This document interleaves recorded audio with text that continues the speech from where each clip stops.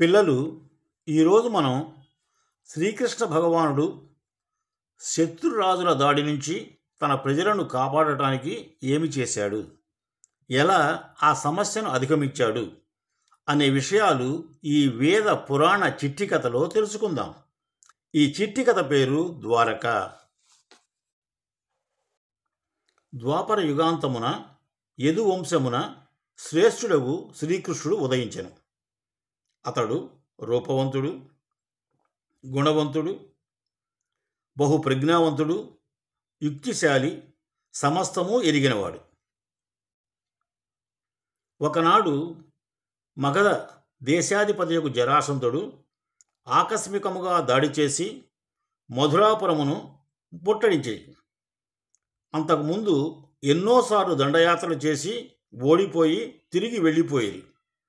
ఇప్పుడు అకస్మాత్తుగా మధురాపురమును ముట్టడించిరి. అప్పుడు కృష్ణుడు భయపడి, ఇప్పుడు నేనేమి చేయుదును, ఈ సమస్యను ఎలా పరిష్కరించగలను, జననష్టాన్ని ఎలా ఆపగలను అని తన మనసులో అనుకొని శ్రీ విరాట్ విశ్వకర్మను గురించి ధ్యానించెను.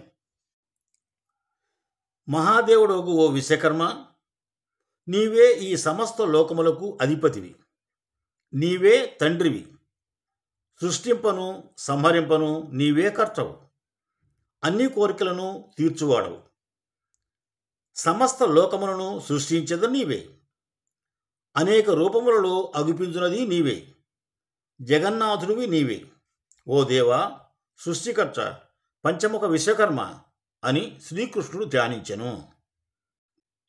శ్రీకృష్ణుని ధ్యానమునకు సంతోషించిన శ్రీ విరాట్ విశ్వకర్మ శ్రీకృష్ణునికి ప్రత్యక్షమయ్యాను.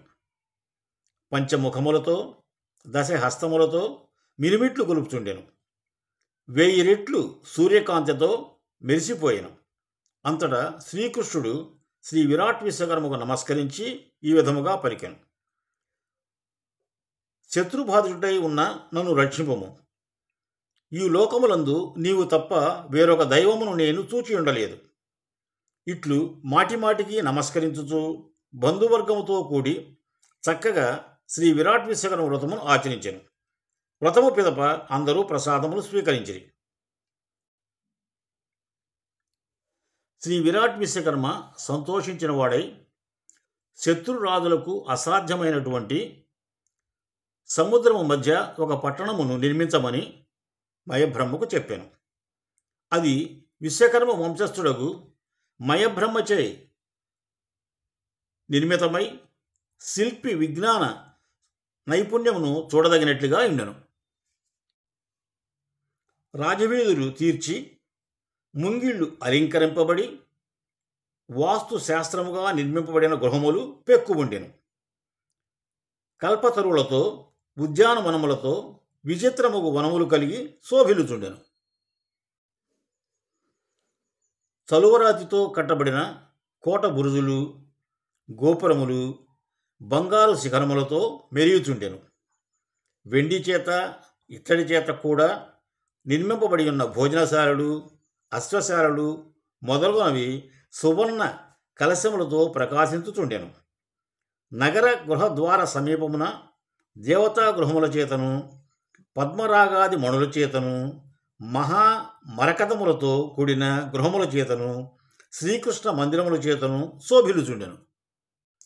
శ్రీ విరాట్ విశ్వకర్మ భగవానుని యొక్క అనుగ్రహం వలన ద్వారకాపురమందలి జనులెల్లరూ వేరువేరుగా అందముగా అలంకరింపబడి ఉన్న గృహములలో నివసించుచుండిరి.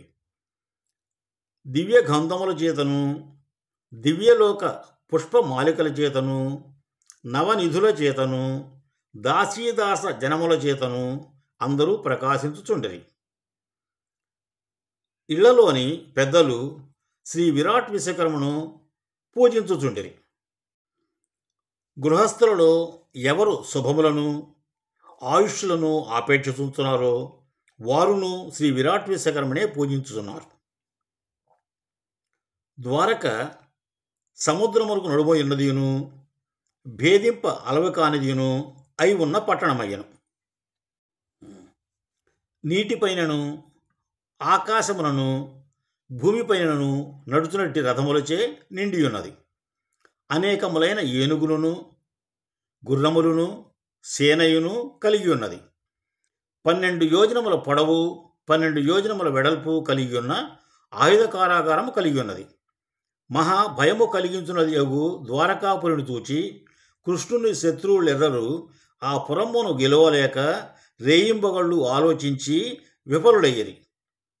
విశ్వకర్మ తన సుతులతో సహా ద్వారకాపురి జనులచే నిరంతరము పూజింపబడుచున్నాడు. సముద్రము నడుమ ఉండటం వలన శత్రువులు ఎవరూ దాడి చేయుటకు సాహసించలేదు. ఆకాశ మార్గమున భూమి మీద జలముల్లోనూ సంచరించు రథములు ఎన్నో ఉన్నాయి. శ్రీ విరాట్ విశ్వకర్మ అనుగ్రహం వలన మయబ్రహ్మచే ద్వారకాపురి ఇలా నిర్మింపబడినది. అందులోకి ప్రజలంతా నిరంతరముగా శ్రీ విరాట్ విశ్వకర్మను వారి సుతులను పూజించుచుంటిరి.